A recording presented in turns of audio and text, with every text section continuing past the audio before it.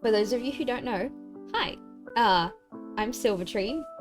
I'm this is my comic, I guess. I'm trying really hard to think about what to say and how to word things. I've got actually I announced it yesterday, so I probably should be announcing it right now. Physical copies of my book, Forget Me Not Aconite, my graphic novel, Forget Me Not Aconite, are available now. I'm sure the bot will post a link soon, because I have a bot that'll like be like, oh hey, guess what? I have a book. I just didn't have time to put it in my own Twitch link. But yeah. So the physical copies of my first book is coming out, and I'm making like a cute little be right back or like stream starting soon page that's got like a little ad for the book on it as well. Which I was supposed to have done before I started the art stream, but it didn't happen, so didn't get to see it. Probably next time. Next time. Oh, also, if the audio is a bit echoey, or like you can hear cars or anything in the background, that's just because I have no soundproofing in my study where I do all of my art stuff. Simply because I don't actually record in here, like, at all. I'm usually recording in the living room when I do the gaming streams, or if it's like for a video, then I will record again either in the living room or in the bedroom, because the bedroom's where the best acoustics are. But yeah, don't really use the study for recording, so I have to figure out like a decent setup so that it doesn't sound all echoey and weird when I do the art streams in here. Just because it's the best place, like the easiest place for me to set up to do artwork. Just because the dining table is just that tiny bit too high, the coffee table is too low, don't really have much in terms of like chairs or anything, so study is the best place. But yeah, gotta work on acoustics and stuff. I was just really excited to do an art stream, so I didn't really bother thinking about all of that until I started the art stream, so I apologize. You gotta love this place, because you always hear a bunch of weird noises outside. And it's like, oh, is there something cool going on, or is someone like actually in danger? What's going on? We'll never know. Like, I was playing, actually I don't even think I was playing anything. I was just in a Discord chat with a bunch of my friends. And one of my friends literally is just a 5-minute walk from my unit. And so I'm hearing a bunch of sirens outside. And he's hearing a bunch of sirens outside because we're pretty much on the same street. And like, it's kind of, the sirens are like, my mic is picking them up. So like, he can hear it through my microphone, and he starts laughing. And I'm like, why are you laughing? And he starts like, oh, what do you think's going on with all the sirens outside? And we're all like theorizing and stuff. And then like, I think it was like the middle of the night one time, I just heard sirens really loud outside, and I texted him. I'm like, hey, yo, what's going on? He goes, oh yeah, there's like a fire not too far from us. I'm like, I'm sorry, what? There's always something going on down this street. It's interesting. You never get a moment of peace, which can be fun, but can also be very tiring, which is why the title of the stream, Comic Work and Conversations, but I'm exhausted. I'm very, very tired. Really exciting stuff. I'm sorry, I'm like thinking about my webcomic, and like the fact that this is actually the second comic that I'm working on and not the first anymore, and it's still a bit surreal to me. Like, I finished working on my current webcomic, or the webcomic that's being released. I finished working on that at like the start of this year, or like, what was the exact date? I think it might have been, I finished it in like April of this year. So like, to be working on a webcomic again but have it be something completely different is familiar, but also like really strange, if that makes any sense. Because it's like, how long ago was April? April is like the 4th month of the year. We're in November now. So 5 months, question mark? April, May, June, July, August, September. 7 months. 7 months. In terms of, like, from today. I actually started the pages for the second webcomic in, I think, September. So it would have been about 5 months. But just having that long of a break from comic work and then coming back into it, but it being like, hey, you know, you're doing comic work again, but this time it's a, like, completely new project. I mean, it's not a completely new project. This is a sequel. So, like, in terms of the world and the characters and all that, it's not... Well, the characters are new. Some of them. Like, the 2 characters on these 2 pages that I'm going to be working on today, they're not in Forget-Me-Not 1, or Forget-Me-Not Aconite, I should say, at all. They're completely new additions to Forget-Me-Not Astromeria, so that's fun. We love that. So, like... I mean, I guess the setting is new as well, because, you know what? It's the same, but it's different. That's all I can really say about it, is, like, the themes are the same, like, following the main character, Caden, and, like, his struggles and all that, that's all the same, but, like, the setting that those events take place in, and the characters that get wrapped up in it, and all of that is new. And it's really exciting to think about, honestly, because it's like, ooh, Caden's story is continuing, but also there's this new character, and this new character, and this new location, and this new side plot and stuff, and it's fun. I'm having a hard time looking at this sketch, because I had this page all sketched out and, like, ready to line for the stream, but then what had happened was, I don't know how, but I lost the sketch work. But yeah, the reason why I say I don't know how is because I made a conscious effort to save the sketch. Like, I manually saved the sketch for this page so that I didn't lose it, and then out of nowhere it just kind of vanished. I don't know what happened. So I had to resketch it. But this particular panel, the one that I'm working on right now, I'd taken a photo of it to send to a friend, because this particular character is currently our favorite character in the webcomic, just because everything about him is fantastic. But yeah, this character here, his name is Maynard, and if I had to describe him in 3 words, it would be Irish drama kid. And because of that, he's very quickly become my favorite character to draw and my co-writer's favorite character to see. So I'd taken a picture of the original sketch, not a screenshot, I'd taken a picture of the graphics tablet screen, and I sent it to my best friend / co-writer, because we both love Maynard, and it was just a really cute picture.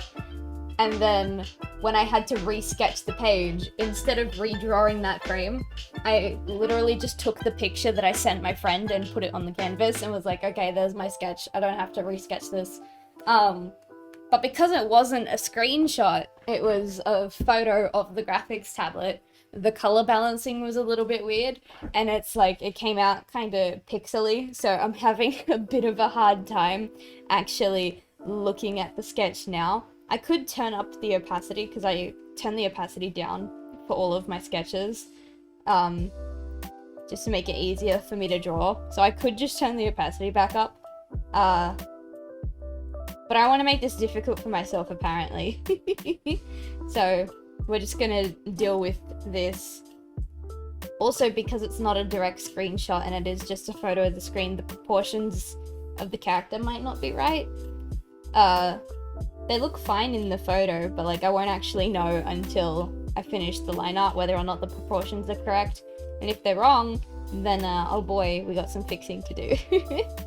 Probably a good thing that I can't sit down and do comic work every single day. Because when I could, I wouldn't even give myself days off. Like, in terms of when you have a 9 to 5 job, you usually get weekends or like 2 days off. I wouldn't even give myself that. So I would be working on the comic 7 days a week. So it's probably a good thing that I can't work on the comic every day. but that does mean that I'm like, I think right now I'm like 3 weeks behind schedule in page production. So I need to really get a step ahead, and like doing 2 pages today isn't even going to make a dent in the work that I have to do to get back on schedule, but it would be nice. That's all I'm gonna say. It would be nice.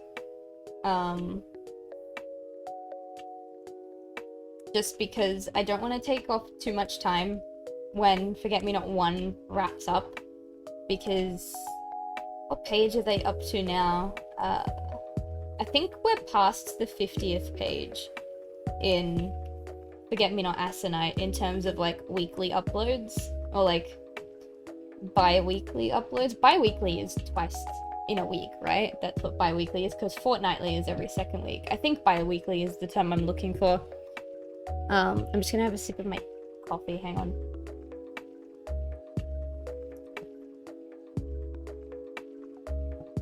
Oh, that's gross coffee. Moving on. Yeah, I think they're past the 50th page, in terms of Forget Me Not Aconite uploads, which is fine because Forget Me Not Aconite is 240 pages long.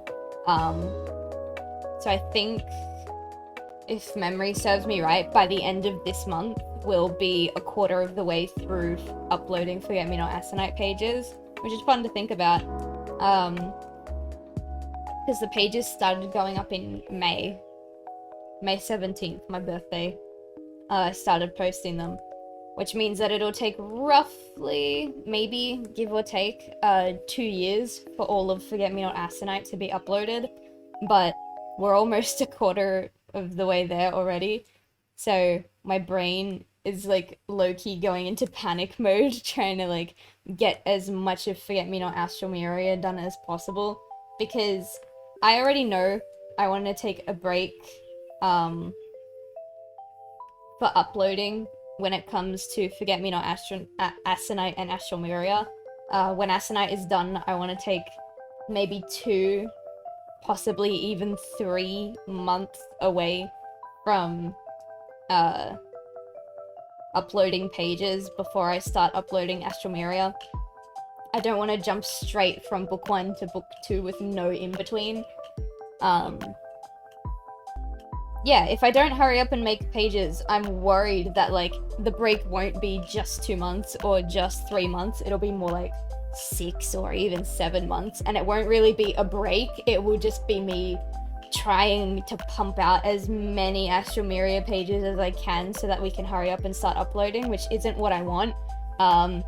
I want to be able to actually take a break, because when I finished Aconite, the first book, or Forget Me Not Aconite, the first book, I went through a bit of a crisis, because I'd been working on Forget Me Not Aconite for 3 years. It took me 2 years to write the script, and 1 year to draw all of the pages.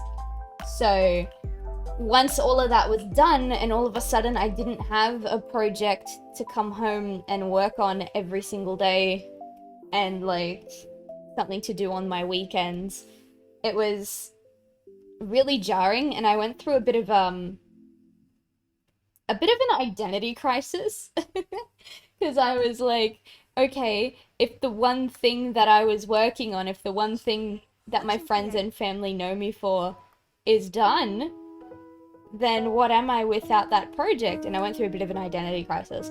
And the plan was to take a break for a couple of months before hopping back into Forget Me Not, and starting on Astromeria or whatever project I wanted to do next.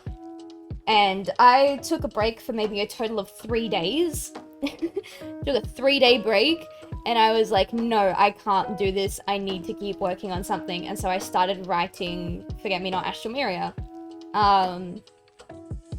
Which, Forget Me Not was always planned to be more than just one book. It was always planned to be a main trilogy.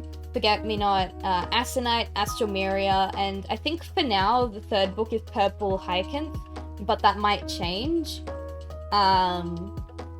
So 3 main books, and then 1 prequel following a different character, one of the characters in Forget Me Not 1, and then also a spin-off which takes place at the same time as Astral Miria but follows a different perspective of characters.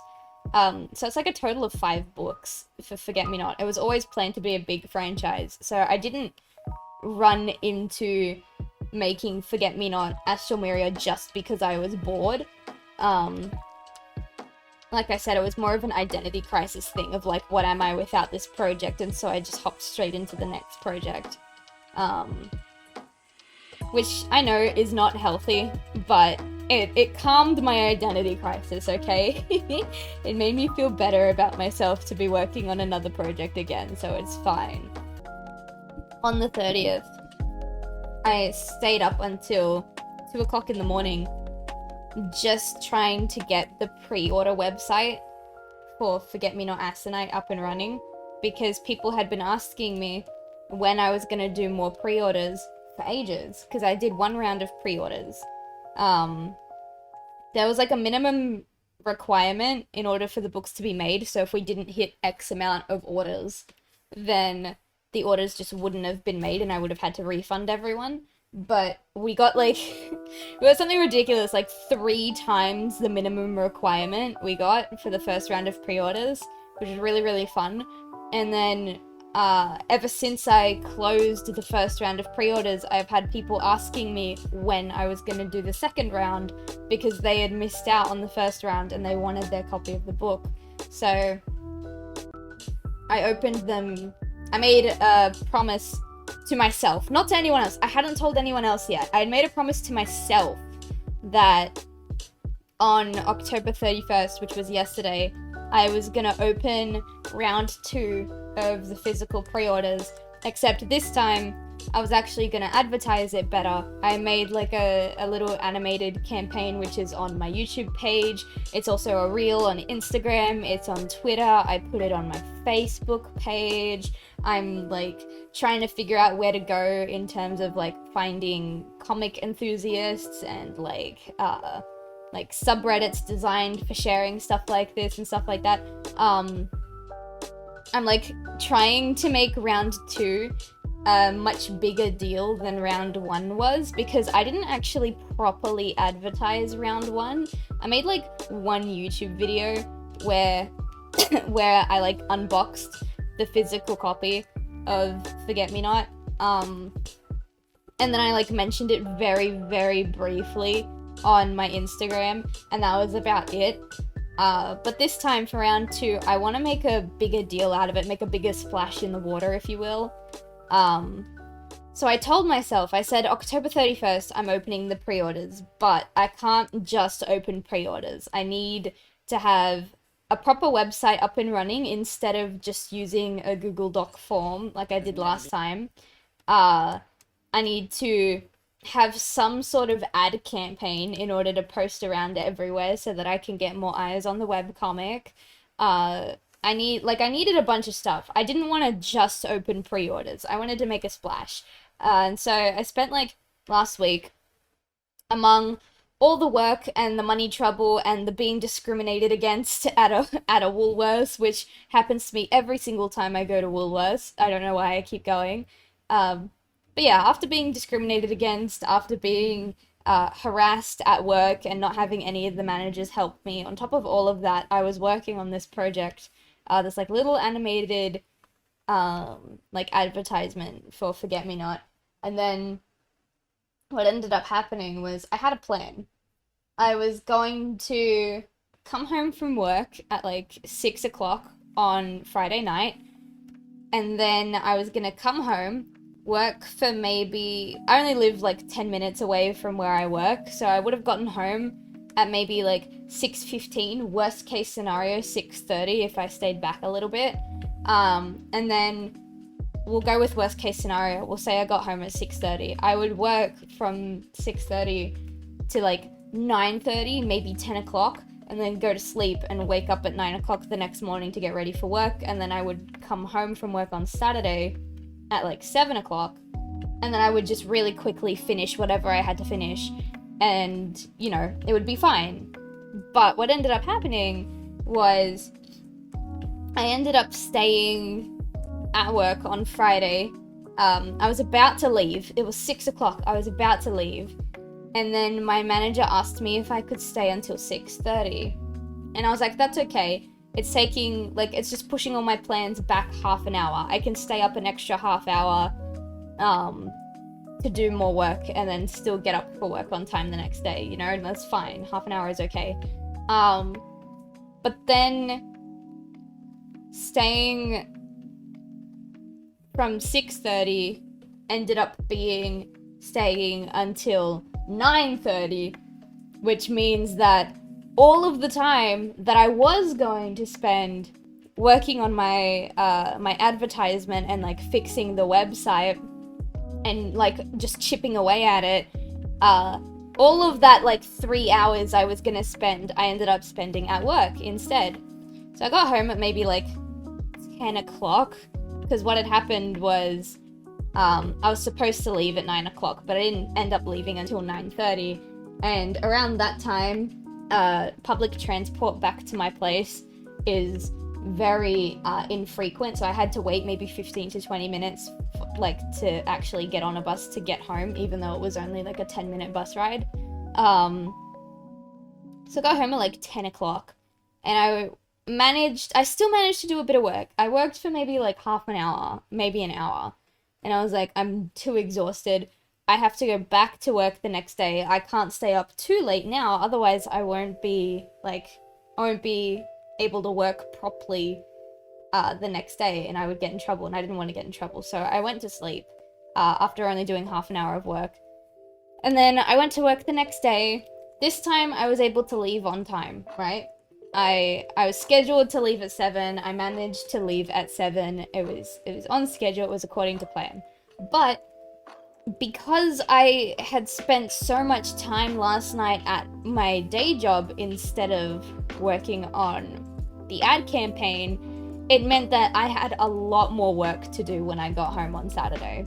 Like, I hadn't even started the website, or at least the pre-order page for the website. I hadn't even started it. The ad was like less than half done. I had a lot of work to do. I had to make the gift tuber that you're seeing right now, my little cry sketching gift tuber. I had to make that because the only other gift tuber I have is of Cry holding a video game controller, or like specifically a PlayStation 4 controller, but she's holding a game controller, which wouldn't have worked for an art stream. So I had to do that. And overall, because I gave myself the deadline of October 31st, again, no one knew about this yet. I think only one person knew about it, and that was my manager, because I told him that I was thinking about reopening pre-orders soon, and he gave me money to buy his copy of the book. So yeah, I think at the time only one person knew about it. So I had every single chance in the world to say that I was going to push it back one day and like say, oh, instead of opening the pre-orders on October 31st, I'll open them on November 1st. It's no big deal, because I hadn't announced it yet. There was literally no reason for me to do what I did. And what I did was scare myself into thinking that I had no time, even though I had all the time in the world. And I stayed up until 2 o'clock in the morning, fixing the website, making sure the pre-order like section worked, updating the website itself, like the whole Forget-Me-Not website, making sure all the pages were up to date and stuff like that. Finishing the ad campaign, you know, like making sure I had captions written and everything, making the gift tuber. I basically murdered myself doing that, because I had woken up at like 9 o'clock that morning, gotten ready to go to work, went to work, got home at like maybe 7:15, had dinner, and then from 7:30 to 2 o'clock in the morning, with no breaks at all. It was just straight up work. Just to try and get everything ready for yesterday. And I did have everything ready for yesterday, granted. The ad went up just fine. The pre-order page went up just fine. I already have a couple of pre-orders, which is good. Everything went according to plan. It was all good. But, like, at what cost? At what cost? So I got home yesterday. I was so exhausted after staying up until 2 in the morning. I went to, and even though, like, I finished working at 2, I didn't actually end up getting to sleep until maybe 3. And then I got up at 9, so that's like 6 hours sleep, which isn't too bad in itself. But, like, when you consider that 8 of those hours I was awake, I was actually, like, at my day job doing a lot of physical work. I needed more than 6 hours of sleep, man. And, like, it wasn't like I could rest during the day because I went out to see family, went out to see family friends, like, catch up with people, do a little bit of PR for my book as well. Like, yesterday was a really busy day, and when you have a really busy day after an already really busy day with only, like, 6 hours of really, really shitty quality sleep in between, you tend to get a bit emotional. You tend to get just a wee little bit emotional. I gotta be careful with this because the line art's supposed to go underneath the boxes, but this character is drawn over the boxes, so I have to be very, very precise with my erasure of the box lines. Otherwise, where they overlap, instead of the line art being purple, the line art is going to be black, and I don't like that. I haven't used black line art since I think I was 15, maybe. If I go through my DeviantArt, I could probably find a time where I used black line art, but it's been so long. I used to use, like a deep red kind of color, and I like that color. I think it makes for a good line art color, but, actually, I have no idea why I stopped using that color and started using purple. I have no idea, but I did. I always have the blood splatter brush on standby, and I know that sounds really weird. It's like, Silv, why do you always have the blood splatter brush ready? What's going on? That's kind of sus. But, like, this is a zombie drama comic, so, like, obviously there's gonna be blood and stuff. So if out of nowhere you just see a massive blood splatter shaped brush on the screen, I've pressed the wrong button and I've triggered the blood splatter brush instead of the inking brush. It happens a little bit too often. Oh, tangent, right? There's this energy drink that I love. I don't normally drink energy drinks. I used to in university, but because I'm really, really, really small, like, I'm really small. Like, I'm legally, but according to Australian law, I'm a midget. I'm 4'8", so I'm very, very small. And because of that, energy drinks hit me a lot harder than they hit other people. So eventually I just stopped drinking them because it got to a point where I would drink like half of one, and I would be ascending, like, I'd be transcending realities. I'd be feeling really, really jittery, really uncomfortable. I'd be on the verge of, like, an anxiety attack because I had so much adrenaline in my system. So I stopped drinking them for a very long time. But there's one that doesn't affect me like that and is actually really, really good. And when I explain it, when I try to explain it, you're gonna think that I have some kind of, like, problem, but I promise you I don't. I promise you I don't. So basically, you know how an average, like, a normal energy drink gives you, like, kind of a kick of adrenaline, like physical adrenaline, so you can, you know what I mean when I say physical adrenaline, right? I hope you do.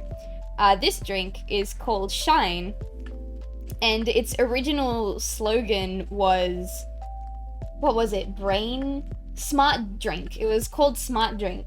And essentially what it does is it's an energy drink, but instead of being an energy drink for your like muscles and your physical self, I guess, it was an energy drink for your brain. So like you drink it and eventually you it sounds really bad. Your brain kind of goes into overdrive and you can like really focus and you can just smash things out so quickly.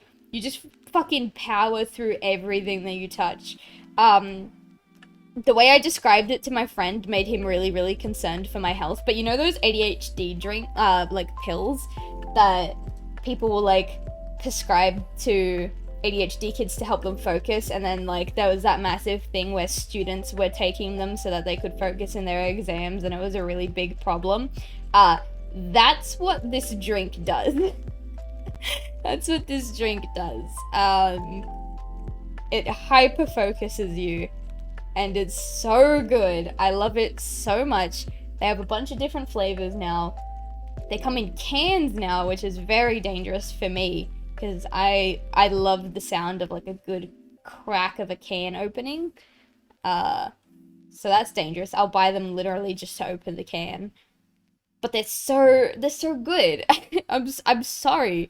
I can't really say anything else. I'm really not sorry either. But they're just so good. They're just so very good.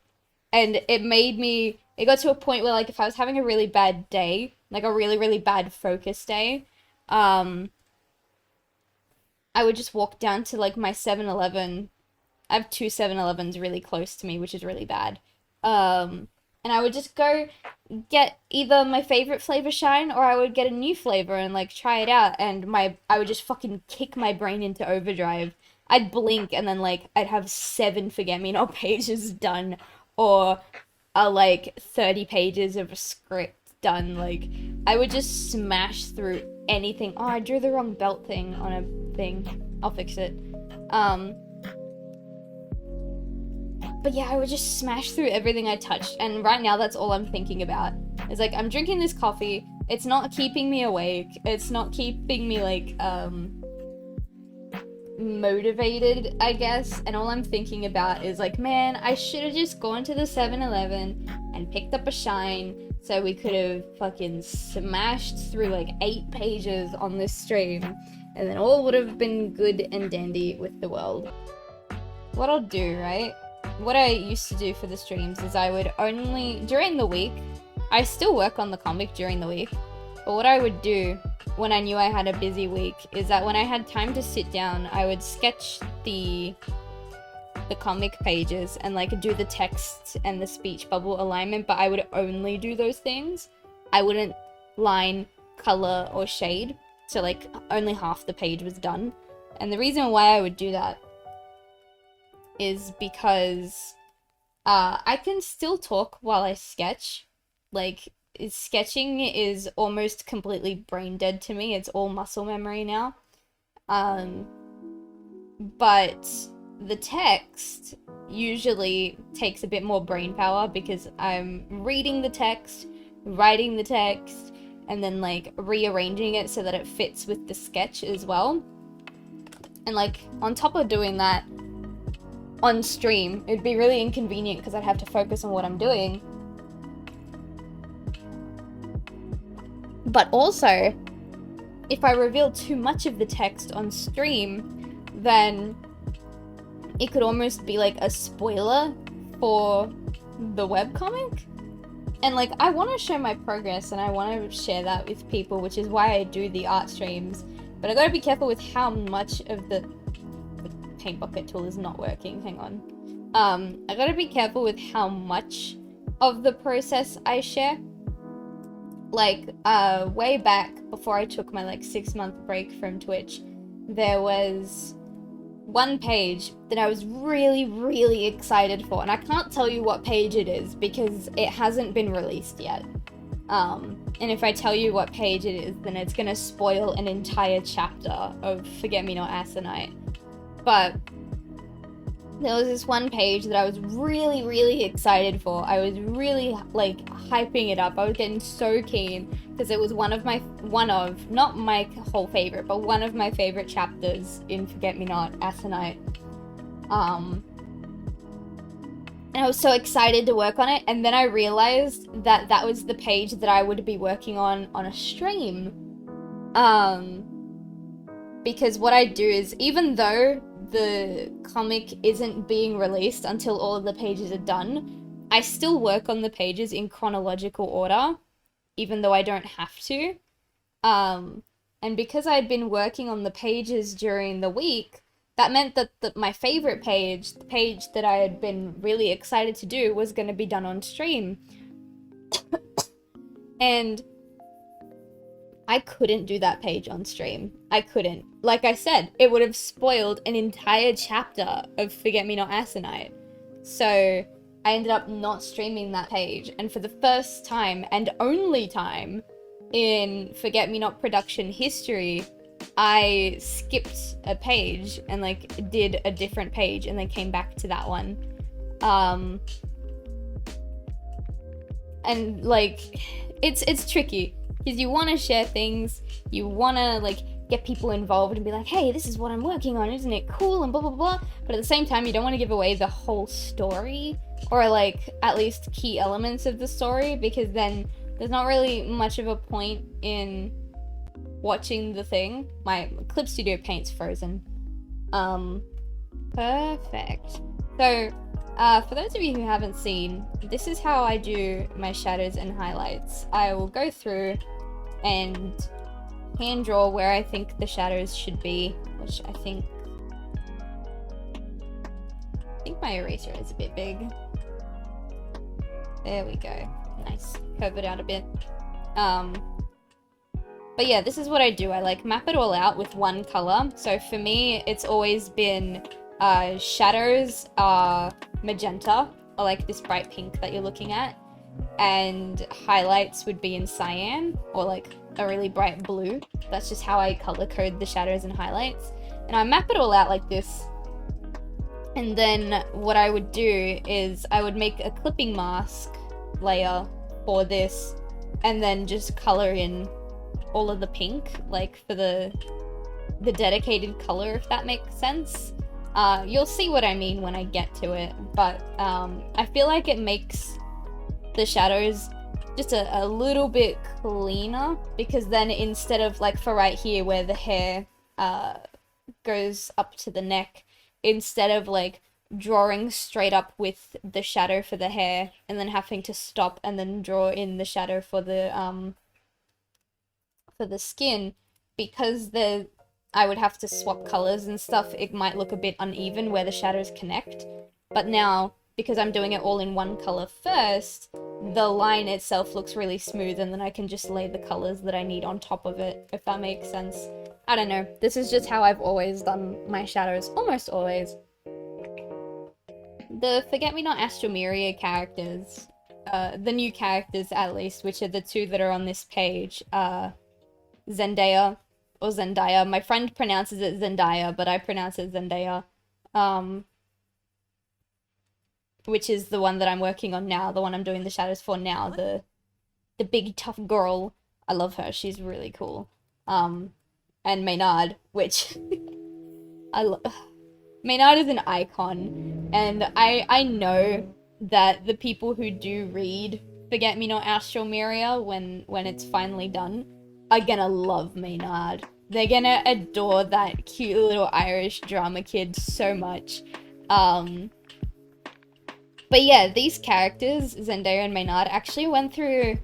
Well, not really Maynard. Maynard has stayed pretty much the same since his original concept.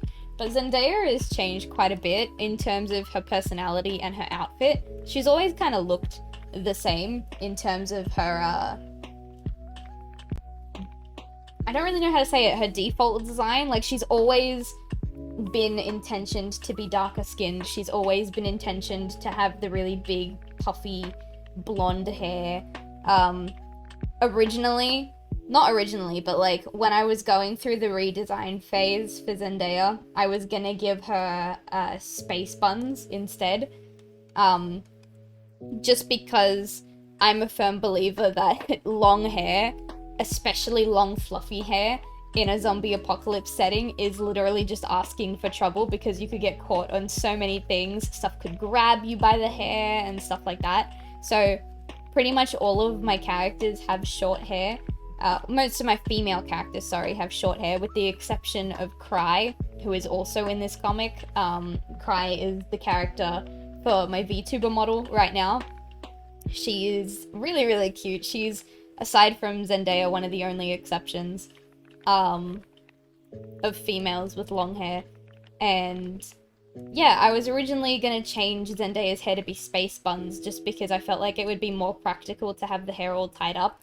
But every time I tried to design the space buns, they weren't working, so I tried to give her like a more traditional kind of afro type look. I tried to give her, I tried to make her bold, I tried to give her braids. I went through like so many hairstyles for Zendaya, just trying to find something that worked for her personality.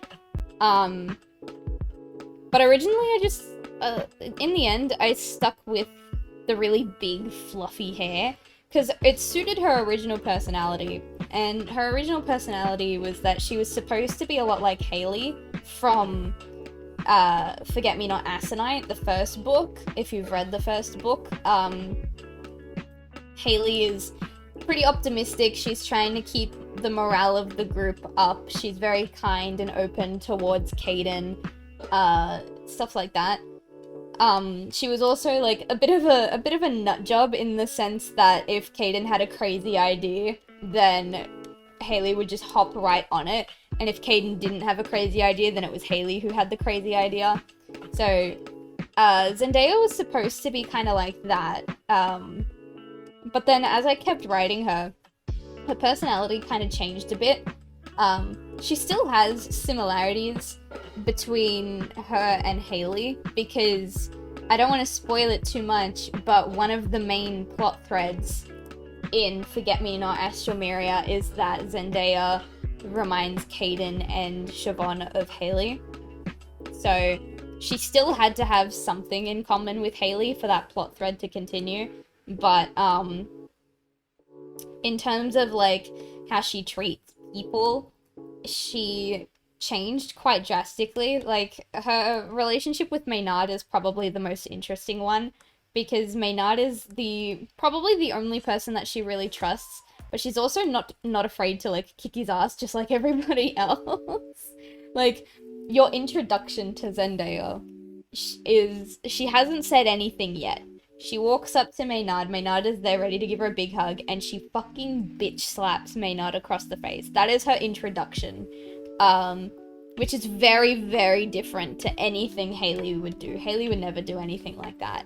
But when it comes to Zendaya's understanding, like, of other people, like, she's a bit cruel. She's cruel to Maynard, but she's cruel to Maynard because she knows that Maynard is very, very, malleable. That sounds like she's manipulative, but really, she's trying to keep him in line because he is in a position of power and he has people looking up to him. And if he doesn't meet those expectations, then people are going to be really upset.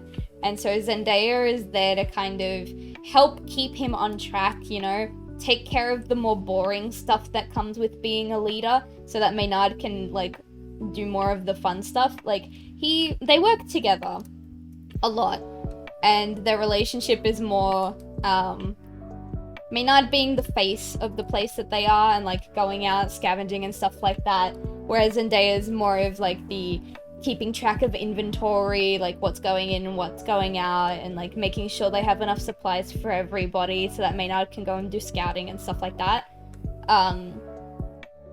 So she's cruel to Maynard, but she's cruel to Maynard in order to, like, help him see that what he's doing is wrong, if that makes sense, and, like, try to keep things more logistic.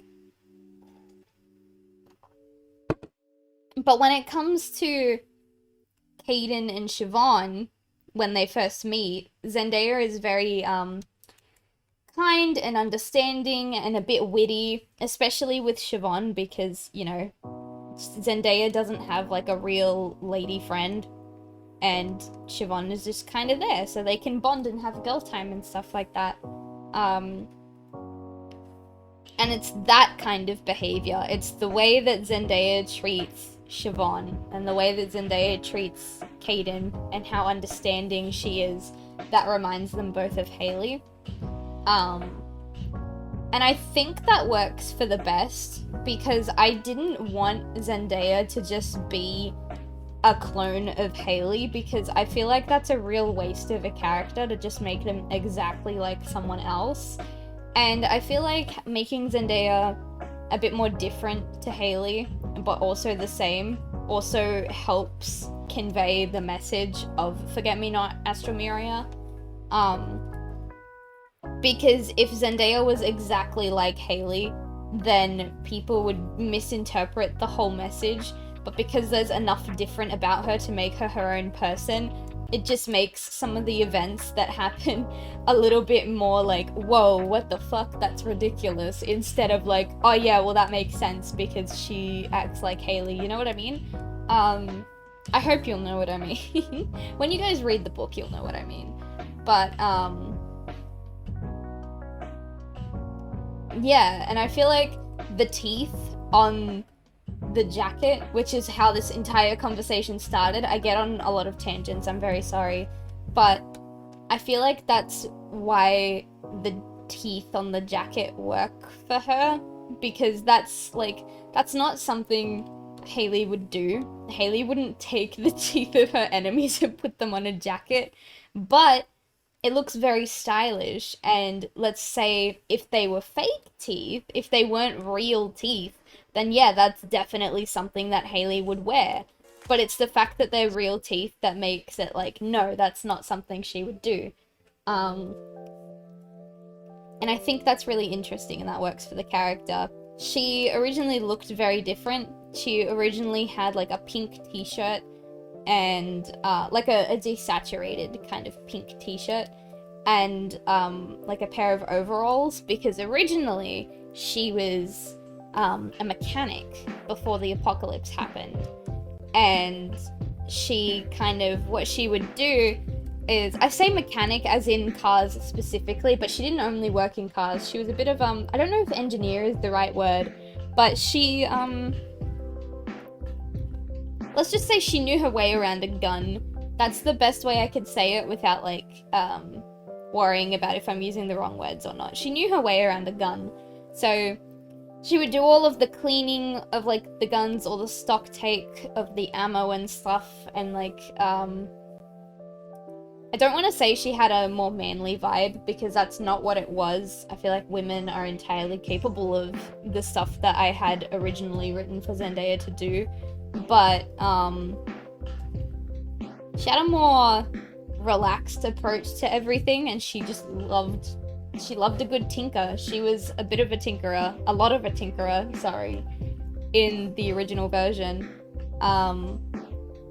But then what ended up happening was I showed Zendaya and Maynard to my co-writer, and he liked what I had. I'm not saying that he thought what I had was trash, because he didn't. But, he's the kind of person where you give him an idea, or you give him characters or something, and he'll have an idea for them, and he'll just run with it. And so, while we would read the script together, he would also, like, he would read the script, but then he'd also pause and do, like, little improv moments with himself, where he would improv as both of the characters. And doing that with him, and, like, getting to see his ideas manifest in the form of improv was really, really eye-opening for me, because he had so many ideas for Maynard and Zendaya, and, like, their chemistry and how it would work. And Zendaya and Maynard are the way that they are today, just because my co-writer felt like doing some improv while we were doing script editing, and I liked it. This whole scene here, this page, and the next 4 pages, I think the next 4 pages, I've thumbnailed it all out, but, yeah. This whole scene that I'm doing right now would not exist if it wasn't for my co-writer. Forget Me Not was very much Caden focused. Forget Me Not Aconite, the first book, was very Caden focused. So there was, in the entire book, there is only one scene that Caden isn't in. And even though he's not in that scene, Siobhan and Haley are talking about him. So he is in that scene in spirit. And Forget Me Not Astromeria, the sequel, kind of takes that idea and starts to throw it away. It hasn't fully thrown it away because most of the scenes are still Caden focused. But now, thanks to my co-writer, you get these really cute little scenes between the side characters that give them way more depth and way more personality. Like in this section here, Zendaya and Maynard are arguing about something. I can't really specify what they're arguing about because it's a big spoiler, but they're arguing about their ideals because Zendaya's looking at the more logical side and like whether or not they have the resources to do what Maynard wants to do, and Maynard is more emotional based, and he's like, well, I mean, I want to do this, we can't not do this, it's not, like, if we don't do it, it's gonna look really bad on us, and I don't know how I feel about it. And it's really interesting to see the feelings versus the logic, because I feel like everyone has that kind of confliction in themselves at least once. You know that phrase, the heart versus the head or something like that, like the mind versus the heart or whatever it is. Everyone has that at least at one point in their life where like they want to do something, their heart wants one thing, but their brain is saying no, you can't do that, and the brain is trying to look at things too logically while the heart is looking at things too emotionally, and both outcome is just as bad as each other. And I feel like it's really nice to see that manifest in the form of two different characters. So you've got Maynard, which is the emotional side or the heart and like the feelings part of it, and then you've got Zendaya, which is the logical, take things one step at a time, analytical side of things. And again, this chemistry would not exist without my co-writer, because originally Forget Me Not Astromeria was going to be another Caden-focused story, where Caden was going to be in every single scene except two this time. There were going to be two scenes that he wasn't in, and in those two scenes that he wasn't in, people were still going to be talking about him. And I think it kind of works for Forget Me Not 1, because in Forget Me Not 1, the entire focus was whether or not Caden could move on from his past troubles with Haley and, you know, have a stable relationship with her so that they can survive the apocalypse together, right? That was the main conflict of Forget Me Not 1, which is why it makes sense for Caden to have been the main focus for the entire book. But Forget Me Not 2's main plot doesn't actually have that much to do with Caden. Like, I don't know how to explain it. Forget Me Not 2 has got subplots now. So you've got the plot of Caden dealing with his emotions and his grief and clinging on to Siobhan, because Siobhan is like the only friend he has left from the normal world. But then you've also got the plot of Zendaya and Maynard and their, like, what they're doing and their conflicts and stuff. And that subplot was there from the start, but because I was so focused on Caden's story, that subplot didn't actually go all too far. It seems to be working just fine. This is what I was talking about earlier in the stream. What I've done is I've made a clipping mask on the layer with all of the pink shadow mapping, and now I just pick out the shadow color that I want and I just fill it in like this. This is how I've done my shadows for years. It almost never let me down. I say almost never because there are times where, like, sometimes you miss a spot and, like, you get, like, little flecks of pink or little flecks of blue because you've missed going over a certain spot and it looks a bit weird. But, for the most part, it works pretty well.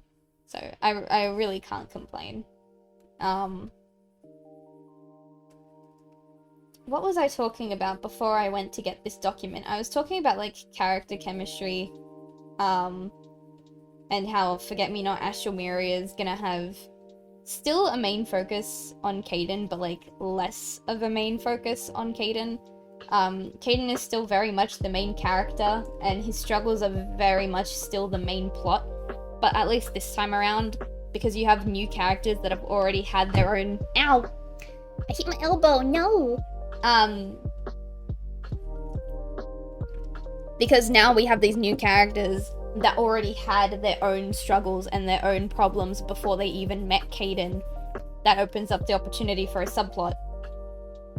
And, this subplot might not feel as big when you're reading Forget Me Not 2, or Forget Me Not Astral Mirror, as it's called, but, when you get to Forget Me Not 3, and you read the spin-off as well, the spin-off takes place in the same time as Forget Me Not 2. It's in the same timeline. Same time frame, sorry, is what I meant.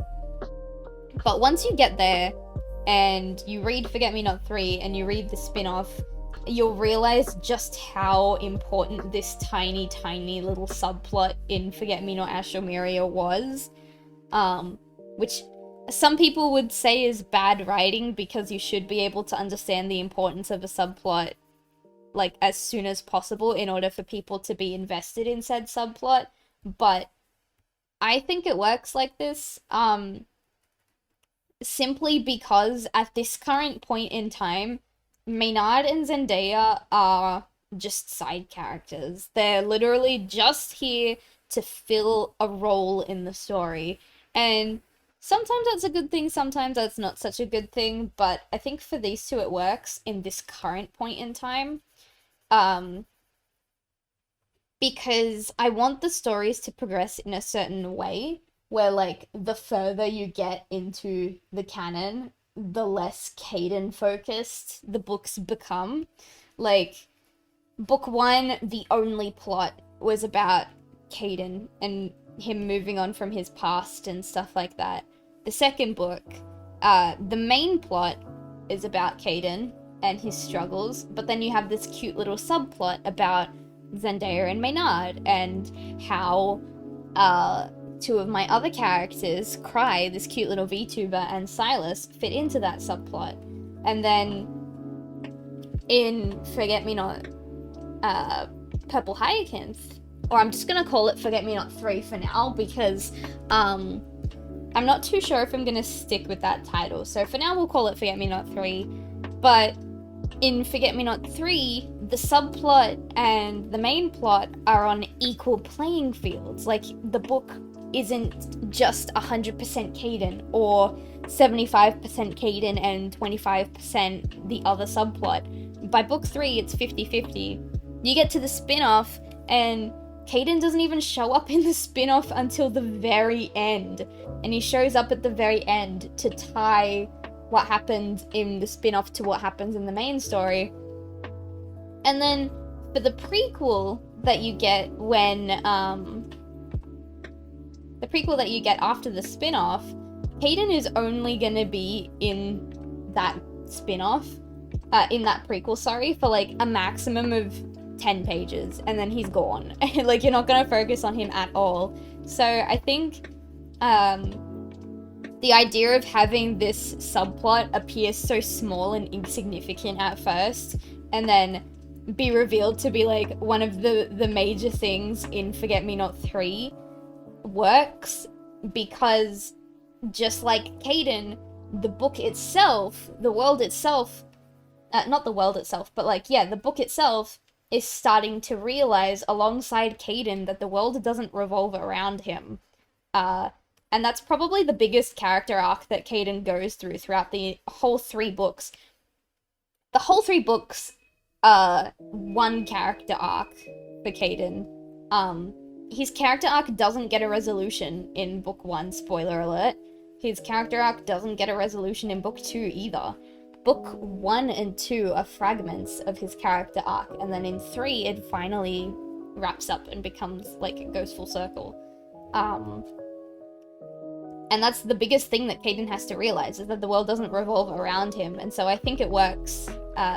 to have the books slowly drift away from him as well, as he realizes that the world's not about him, because then the book itself is like, oh yeah, the world doesn't really revolve around Caden, and you get to see other characters and their struggles, and then the audience and Caden both get to realize that other people's lives and struggles are just as important as his, and maybe he wasn't always the best person to them, and that's really fun. It's fun to think about. It is also in part due to the fact that I'm just getting better as a writer. I wouldn't say that I'm getting good. A lot of people, look, the people who bought Forget-Me-Not and the people who are reading Forget-Me-Not online tend to really like it, which makes me really, really happy. But I still wouldn't go ahead and say that I'm like a great, fantastic, amazing, like, writer. I just really had a story I wanted to tell. But I feel like you can see my growth as a writer and my growth as a comic artist in between book 1 and book 2. I feel like the growth there is pretty significant, I guess. I don't think it's something that people would be able to miss, which I really like to see. But yeah, this subplot is really fun. I like this subplot a lot because it opens up opportunity for a lot of really wacky things to happen later. And it's fun. It's fun. This is just set up. This tiny little subplot is just setting up some really cool ideas for 3.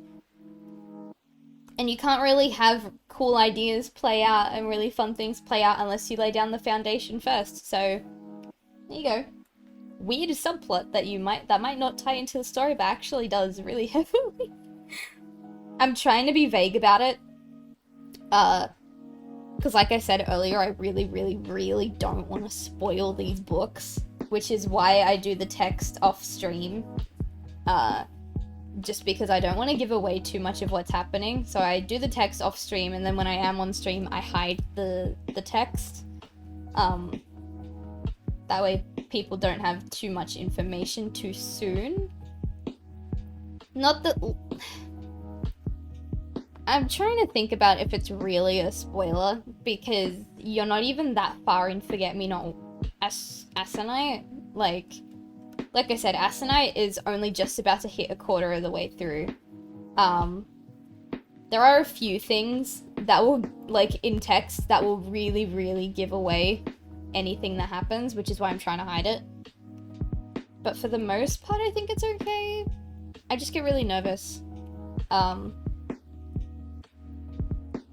So I try to keep it hidden when I can. I've been muted this whole time. No. Oh my god. That sucks, man. I went on a whole speech about my other projects that I was working on. No. Oh, it's fine. It's fine. I was basically just saying that, I'm a writer, I'm a storyteller at heart.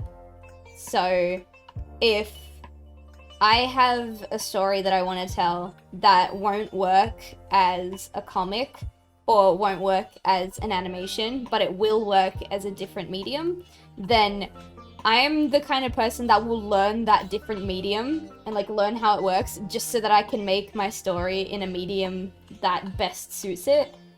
And that's what I've done for one of my other projects. It doesn't have a name yet. It does have a work in progress title, but I'm not going to use it just because I really, really don't know if it's going to stick or not.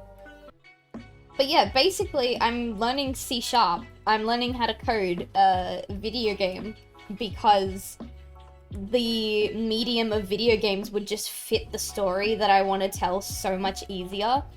And I've been thinking about streaming my coding experience and, like, you know, streaming working on the code, but I've never, like, I did a coding project in, like, 2014, 2015, way back when I was in high school, and I didn't like it.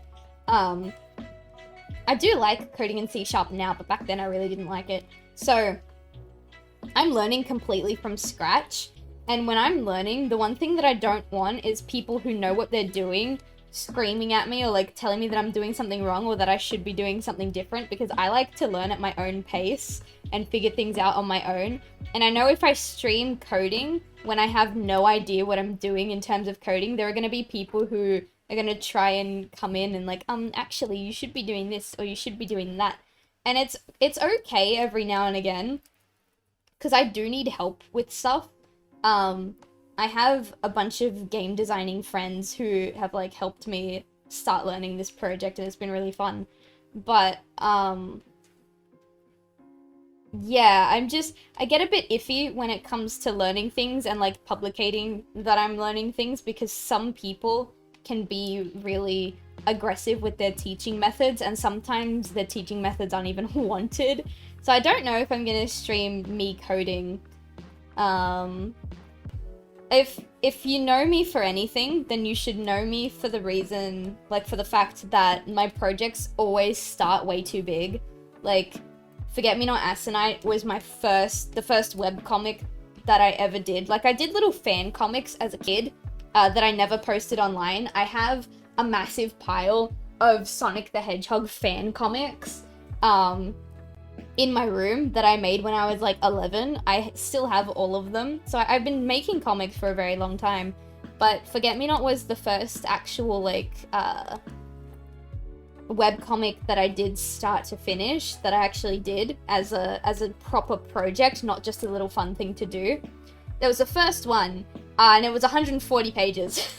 Not 140 pages, 240 pages, that webcomic. And that was my first project. And if you look around online, like, the number one piece of advice that any webcomic artist will give you, and that I have given out to other people myself, is that you should never ever start with a project that big. You should always start with something small to learn the medium, and then, like, work your way up. And I didn't do that. My first webcomic was 240 pages long, and the first video game that I ever tried to make, which is the one that I was just talking about, is a turn-based tactical RPG with life simulation elements in it. And, like, of course, Silv would pick a project that big and that ambitious to be her first video game. Of course. I don't know what it means to start small, because every time I start something, I reach for the stars. And sometimes it works, sometimes it really, really doesn't work. I've had a lot of projects fail and, like, flop on their face because I've been way too ambitious. Give advice, but don't usually listen to your own. Yep. That's pretty much how it works. I've done that many a time. And yeah, like I just said, I've had a lot of projects flop altogether because I didn't listen to my own advice and I was way too ambitious with them, and nothing ever came of it. Forget Me Not Aconite was the very first project that I was actually able to finish. I was gonna say, like, publicly speaking, in terms of stuff that is actually out there, but no. Even in my own private projects, even my own private stories, Forget Me Not is the first big-scale project where, like, I didn't start small, I just went straight for the stars and I actually finished it, which made me really, really proud, but also gave me a bit of a god complex, because now I think I can just do any really big project I want and I can just finish it, because the adrenaline and the dopamine of finishing a project kind of made me forget all the pain and suffering and patience and everything that I needed to finish Forget Me Not Aconite, and now I'm relearning all over again that these big projects are tiring as hell. But I love it. I wouldn't change it for anything. I'm hoping to get a lot more comic work done this week too. Yeah, very adult problems, because you're always tired as an adult, but I don't know what it's called, your, like, clock, your, like, body clock or something, like, in terms of your sleep schedule and stuff, is very, very rigid. Like, it only gets more rigid as you get older, to a point where I know people who, like, if they go to sleep like half an hour later than they usually do, then they're a zombie the next day. Like it gets that rigid sometimes. Um, but yeah, it's such a weird thing to worry about as an adult. You don't think that you would worry about it as you get older because like when you're a kid, and when I say kid, I mean like toddler, baby kind of thing. You sleep quite a bit. You sleep a lot.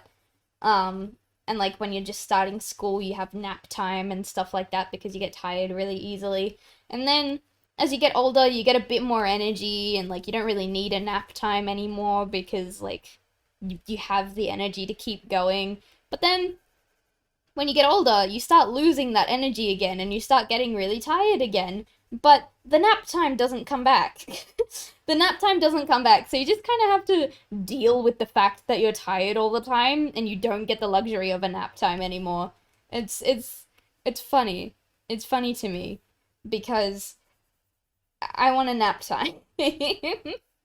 But also if I had a nap time, I probably wouldn't sleep the next night. So, you know, maybe it's a good thing we don't have nap time. Here's the fun part. So, I'm trying to think about how to do this because Zendaya is very, very much, at least like the big Zendaya, is very, very much not confined by the boxes. Like she's outside of the boxes. So I have to be a little bit creative with how I do the highlights. Oh, not the highlights, the gradient, sorry. So usually what I do is I highlight the boxes like this. And then... Ooh, the lasso tool was a bit laggy. That's why I was like, ooh, what?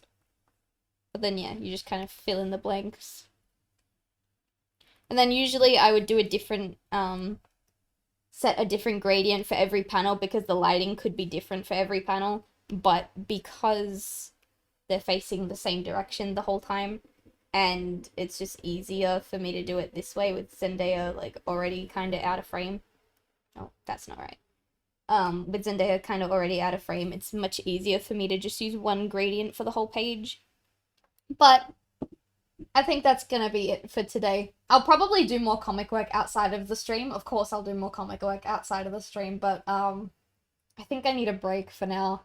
So, if you're new here, then you wouldn't know, but if you know, you know. Stay warm, stay cozy, stay toasty. If you sneeze during the stream at all, bless you.